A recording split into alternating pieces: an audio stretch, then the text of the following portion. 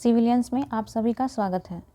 तो अभी हम पढ़ने वाले हैं झारखंड ज्योग्राफी, जिसमें हम पढ़ेंगे झारखंड में ऋतुएं या मौसम। इससे पहले हमने पढ़ा था झारखंड की जलवायु। अब हमारा टॉपिक है झारखंड में ऋतुएं। तो आइए देखते हैं झारखंड में ऋतुएं। ये जेपीएससी और जेएसएससी दोनों के लिए ही इम्पोर्टेंट है। जैसा कि भारत में भी ग्रीष्म ऋतु, वर्षा ऋतु और शीत ऋतु होती है, उसी प्रकार झारखंड में भी 3 प्रकार के मौसम हैं, जिसमें है पहला ग्रीष्म, दूसरा है वर्षा और तीसरा है शीत ऋतु। तो पहले हम देखते हैं ग्रीष्म ऋतु। तो ग्रीष्म ऋतु का जो प्रारंभ होता है वो मार्च से प्रारंभ हो जाता है और मध्य जून तक ख़त्म होने लगता है, और उसके बाद जून से वर्षा शुरू होने लगती है, वर्षा ऋतु आ जाती है। तो ग्रीष्म ऋतु में मई में तापमान बहुत ही ज़्यादा हाई हो जाता है। मार्च से प्रारंभ होता है और मई जाते जाते इसका टेम्परेचर बहुत ज़्यादा हो जाता है। झारखंड का मासिक औसत तापमान 29 डिग्री सेल्सियस से लेके 45 डिग्री सेल्सियस तक रहता है गर्मी के टाइम में। और वैसे ही पूछा जाए कि झारखंड का औसत तापमान कितना है, तो 25 डिग्री सेल्सियस। लेकिन गर्मी के दिनों में तापमान 29 डिग्री सेल्सियस से 45 डिग्री सेल्सियस तक पहुंच जाती है। अपेक्षाकृत लू का प्रकोप यहाँ पे कम रहता है। तो लू किसे कहते हैं? भारत के उत्तर पश्चिमी भाग में ग्रीष्म ऋतु में चलने वाली गर्म हवाओं को लू कहा जाता है। तो ये हमारा भारत हो गया, जिसमें उत्तर पश्चिमी ये वाला एरिया, इधर से जो हवाएं चलती हैं उसे लू कहा जाता है, गर्म हवाओं को। उसके बाद सबसे गर्म स्थान जमशेदपुर है। पूछा जाए कि सबसे गर्म स्थान कौन सा है झारखंड का, तो जमशेदपुर। और यहाँ मई के महीने में नार्वेस्टर के कारण तड़ित झंझायुक्त वर्षा होती है। नार्वेस्टर जिसे काल वैसाखी भी कहा जाता है। मई के महीने में तड़ित झंझायुक्त वर्षा होती है नार्वेस्टर के प्रभाव के कारण, जिसे आम्र वर्षा भी कहा जाता है, क्योंकि ये जो तड़ित झंझा होती है वो आम के फलों को पकाने में सहायता करती है, जिस कारण इसे आम्र वर्षा भी कहा जाता है। इसका प्रभाव झारखंड के पूर्वी भाग में रहता है। तो ये जो नार्वेस्टर है वो हमारे झारखंड के पूर्वी भाग में प्रभावित रहता है। अब नेक्स्ट है वर्षा ऋतु। ये मध्य जून से प्रारंभ होकर अक्टूबर तक समाप्त हो जाता है। झारखंड में मुख्यतः दक्षिण पश्चिमी मानसून पवनों के द्वारा वर्षा होती है। तो जैसा कि हमने पिछले क्लास में देखा था, दक्षिण पश्चिमी मानसून इधर से आती है और ये हमारा भारत हो गया, ये भारत मान लीजिए। तो ये दक्षिण पश्चिमी मानसून इधर से प्रवेश करती है और ये 2 शाखाओं में बढ़ जाती है। पहला इधर बंगाल की खाड़ी की शाखा और इधर अरब सागर की शाखा। तो ये दोनों ही शाखाओं से हमारे झारखंड में वर्षा कराती है। इधर से अरब सागर की शाखा इधर से एंट्री करती है और यहाँ पे वर्षा कराती है, और बंगाल की खाड़ी की शाखा इधर से जाती हुई यहाँ झारखंड में वर्षा कराती है। तो झारखंड में मुख्यतः दक्षिण पश्चिम मानसून के पवनों के द्वारा वर्षा होती है। बंगाल की खाड़ी की शाखा द्वारा वर्षा अपेक्षाकृत अधिक होती है। तो सबसे ज़्यादा वर्षा बंगाल की खाड़ी की शाखा से होती है। उसके बाद है तो बंगाल की खाड़ी की शाखा द्वारा वर्षा होती है पूर्वी भाग में, और मध्य तथा पश्चिमी भाग में अरब सागर की शाखा और बंगाल की खाड़ी की शाखा दोनों के द्वारा वर्षा होती है। तो ये हो गया हमारा झारखंड। तो जो पूर्वी साइड में बंगाल की खाड़ी की शाखा से वर्षा अधिक होती है, और बीच वाले भाग में और पश्चिमी भाग में इधर बंगाल की खाड़ी की शाखा से भी और अरब सागर की शाखा से भी वर्षा होती है। दक्षिण से उत्तर वर्षा की मात्रा में कमी आती है। तो जब दक्षिण से उत्तर की ओर जाते हैं तो देखते हैं कि वर्षा की मात्रा में कमी आ रही है, मतलब इस एरिया में वर्षा ज़्यादा पड़ रही है और ऊपर वाले एरिया में कम, मतलब धीरे धीरे कम हो जा रही है। उसके बाद पूर्व से पश्चिम में वर्षा की मात्रा भी कम होती है। तो देखिए पूर्व से पश्चिम मतलब झारखंड के पूर्व से इधर जाएंगे पश्चिम में तो वर्षा की मात्रा में हमें कमी देखने को मिलती है। पूर्व साइड में बहुत ही ज़्यादा वर्षा होती है, उसका धीरे धीरे कम हो जाती है। तो मान लीजिए ये है झारखंड, और जब हम दक्षिण से उत्तर की ओर जाएंगे तो इधर के एरिया में बहुत ही ज़्यादा वर्षा होगी और धीरे धीरे उत्तर जाते जाते ये वर्षा की मात्रा में कमी हो जाएगी। इसी प्रकार जब हम पूर्व से पश्चिम की ओर जाते हैं तो जब पूर्वी इलाका है इधर काफ़ी वर्षा होती है और धीरे धीरे पश्चिम की ओर जाते जाते वर्षा की मात्रा में कमी हो जाती है।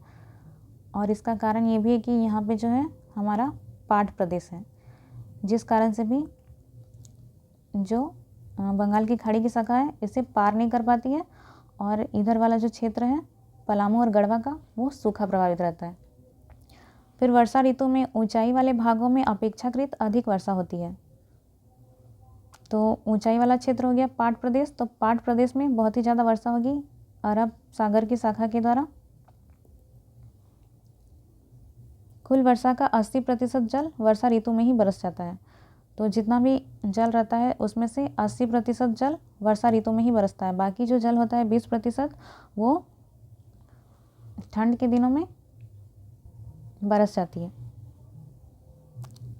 सर्वाधिक वर्षा वाला क्षेत्र नेतरहाट का पठार, जहाँ पे वर्षा होती है 180 सेंटीमीटर से भी अधिक।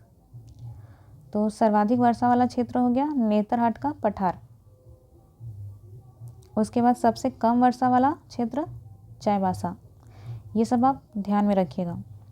सर्वाधिक वर्षा वाला जिला हजारीबाग, तो सर्वाधिक वर्षा वाला क्षेत्र पूछे तो नेतरहाट का पठार और सर्वाधिक वर्षा वाला जिला पूछे तो हजारीबाग। फिर राज्य में वार्षिक वर्षा का अंतराल कितना है, तो 100 से 200 सेंटीमीटर, मतलब न्यूनतम वर्षा 100 हो गई और अधिकतम 200 सेंटीमीटर तक पहुंच जाती है। उसके बाद अगला है शीत ऋतु। तो शीत ऋतु का प्रारंभ नवंबर से प्रारंभ होकर फरवरी तक रहता है। शीत ऋतु अर्थात ठंड का दिन। तो मौसम इस समय साफ रहता है और सुहावना रहता है। शीत ऋतु के समय यहाँ पे टेम्परेचर 15 डिग्री सेल्सियस से लेके 21 डिग्री सेल्सियस तक रहता है। ऊंचाई वाले क्षेत्रों की अधिकता के कारण ठंड के मौसम का आरंभ अपेक्षाकृत पहले ही हो जाता है। तो देखिए झारखंड जो है हमारा वो पठारी इलाका है, जिस कारण से ये अन्य राज्यों की अपेक्षा काफ़ी ऊंचा है, जिस कारण से यहाँ पे जो ठंड है वो पहले ही प्रारंभ हो जाती है। उसके बाद पश्चिमी विक्षोभ के कारण थोड़ी बहुत वर्षा हो जाती है, जो रबी फसल के लिए काफ़ी उपयोगी होती है। तो जब पश्चिमी विक्षोभ होता है तो उसके कारण थोड़ी बहुत वर्षा हो जाती है, लगभग 3% कह सकते हैं, जो रबी फसल के लिए काफ़ी उपयोगी होती है। रबी की फसल में गेहूँ, चना, मटर, सरसों इत्यादि आ गए। ये पश्चिमी विक्षोभ क्या होता है, तो उससे पहले हम देख लेते हैं विक्षोभ के बारे में। तो विक्षोभ किसे कहा जाता है, तो कम दबाव वाले क्षेत्र को विक्षोभ कहा जाता है, जहाँ पे वायुमंडलीय दबाव बहुत ही कम होती है। तो पश्चिमी विक्षोभ कहाँ से उत्पन्न होती है, तो विक्षोभ किसे कहा जाता है, कम दबाव वाले क्षेत्र को। तो ये जो भूमध्य सागर है यहाँ पे दबाव काफ़ी कम मात्रा में पड़ता है, जिस कारण से यहाँ पे विक्षोभ उत्पन्न होता है और ये भारत के पश्चिम में है, जिस कारण से इसे पश्चिमी विक्षोभ कहा जाता है। और इसी के कारण ये उठती हुई इधर आती है, इसके द्वारा जो निर्मित बादल है वो उठती हुई इधर आती है और यहाँ पे हमारे भारत में वर्षा कराती है, और भारत में इधर आती हुई यहाँ पे झारखंड में ये वर्षा कराती है। यहाँ पे एक बार देख लीजिए, देखिए यहाँ पे जो ये पश्चिमी विक्षोभ है वो सीधे यहाँ पे आते हुए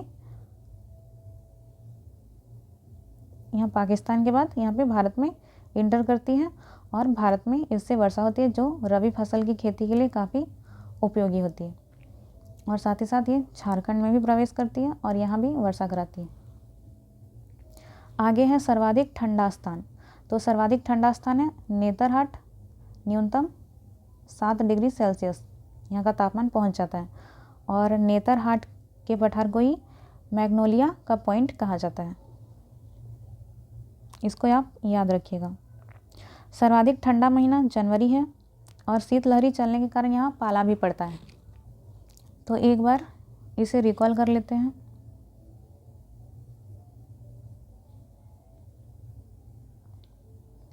तो हमारे झारखंड में 3 प्रकार के मौसम पाए जाते हैं, जिसमें पहला है ग्रीष्म ऋतु।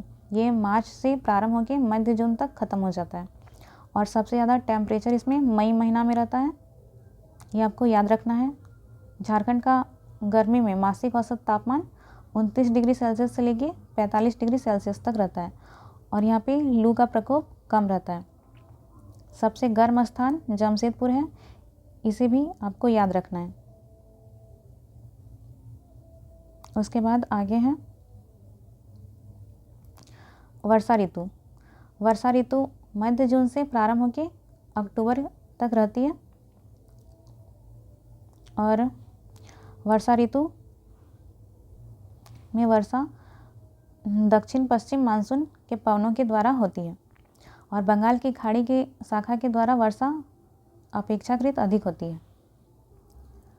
पूर्वी भाग में बंगाल की खाड़ी की शाखा के द्वारा वर्षा होती है, और मध्य भाग में एवं पश्चिमी भाग में अरब सागर की शाखा एवं बंगाल की खाड़ी की शाखा, दोनों शाखा के द्वारा वर्षा होती है।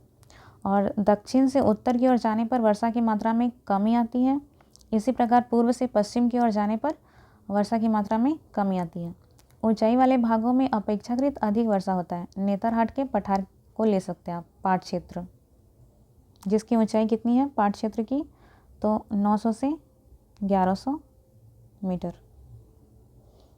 उसके बाद कुल वर्षा का 80% जल वर्षा ऋतु में ही बरस जाता है। सर्वाधिक वर्षा वाला क्षेत्र नेतरहाट का पठार है, इसे आप याद रखिएगा। सबसे कम वर्षा वाला क्षेत्र चाईबासा, सर्वाधिक वर्षा वाला जिला हजारीबाग। तो ये ध्यान रखिएगा कि जिला हजारीबाग है, और जो क्षेत्र कहा जाए तो ये नेतरहाट का पठार है। इन चारों को आपको याद रखना है। राज्य में वार्षिक वर्षा का अंतराल 100 सेंटीमीटर से 200 सेंटीमीटर तक पाई जाती है। उसके बाद नेक्स्ट है शीत ऋतु। शीत ऋतु का प्रारंभ नवंबर से फरवरी तक रहता है, और यहाँ का मौसम शीत ऋतु में साफ और सुहाना रहता है। यहाँ पे शीत ऋतु में जो टेम्परेचर है, तापमान, वो 15 डिग्री सेल्सियस से लेके 21 डिग्री सेल्सियस तक रहता है। ऊंचाई वाले क्षेत्रों की अधिकता के कारण ठंड का मौसम का आरंभ पहले ही हो जाता है बाकी राज्यों की अपेक्षा, और पश्चिमी विक्षोभ के कारण थोड़ी बहुत वर्षा हो जाती है, जो रबी की फसल के लिए काफ़ी उपयोगी है। और उसके आगे हमने देखा झारखंड का सर्वाधिक ठंडा स्थान नेतरहाट का पठार, जहाँ पे तापमान ठंड के दिनों में 7 डिग्री सेल्सियस तक पहुँच जाता है न्यूनतम, और इसी नेतरहाट के पठार को हम मैग्नोलिया का पॉइंट कहते हैं, इसे भी आप याद रखिएगा। यहाँ पे कोई ट्रिक नहीं लगेगा, इसे आपको समझना या फिर रटना पड़ेगा। सर्वाधिक ठंडा महीना जनवरी है, ये भी इम्पोर्टेंट है कि सर्वाधिक ठंडा महीना कौन सा है, तो जनवरी। और सबसे गर्म महीना वो हो गया मई।